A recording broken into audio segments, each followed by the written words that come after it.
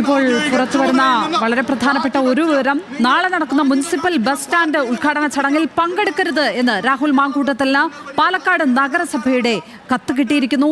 ഉദ്ഘാടന ചടങ്ങിൽ രാഹുൽ പങ്കെടുത്താൽ പ്രതിഷേധം ഉണ്ടാവാൻ സാധ്യതയുണ്ടെന്നും ഇത് പരിപാടിയുടെ ശോഭ കെടുത്തുമെന്നും MLAക്ക് നൽകിയ കത്തിൽ പാലക്കാട് നഗരസഭ പറയുകയാണ്. അജിത് ബാബു ആണ് വിവരങ്ങളുമായി ചേരുന്നത്. അജിത്ത്, ഏതായാലും നഗരസഭയുടെ ഭാഗത്ത് നിന്ന് ഒരു നീക്കം, ഒരു രാഷ്ട്രീയമായി തന്നെ ഒരു നീക്കം ഉണ്ടായിരിക്കുകയാണല്ലേ?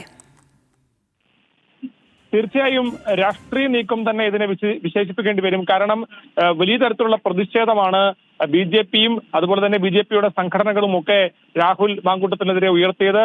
MLA ഓഫീസിലേക്ക് ഇത് രണ്ടാം വട്ടമാണ് ഇന്ന് മാർച്ച് നടത്തുന്ന സാഹചര്യം ഉണ്ടായത്. പിന്നാലെയാണ് നാളെ നടക്കുന്ന പ്രധാനപ്പെട്ട ഒരു പരിപാടിയിൽ, പ്രത്യേകിച്ചും മുനിസിപ്പൽ ബസ് സ്റ്റാൻഡ് നീണ്ടകാലമായ അവിടുത്തെ നവീകരണ പ്രവർത്തനങ്ങളൊക്കെ പാലക്കാടിന്റെ ആവശ്യമായിരുന്നു. അത്തരത്തിലുള്ളൊരു അതിന്റെ ഉദ്ഘാടനത്തിൽ രാഹുൽ മാങ്കൂട്ടത്തിനെ നേരത്തെ ക്ഷണിച്ചിരുന്നു. രാഹുൽ മാങ്കൂട്ടത്തിൽ എത്തണ്ട എന്ന് ചൂണ്ടിക്കാണിച്ചുകൊണ്ട് ഇപ്പോൾ നഗരസഭ വൈസ് ചെയർമാൻ കത്ത് നൽകുന്ന സാഹചര്യമാണ് ഉണ്ടായിരിക്കുന്നത്.